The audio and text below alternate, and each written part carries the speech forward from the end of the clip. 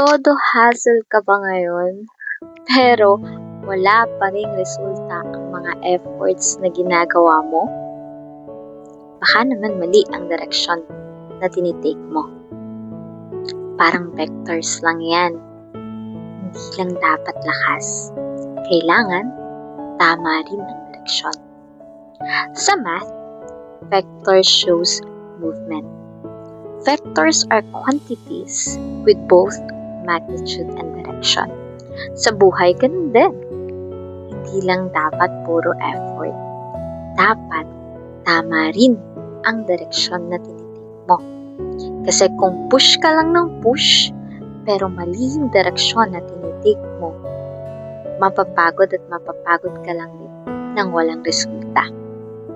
So set your goals and choose your path. Life is a vector.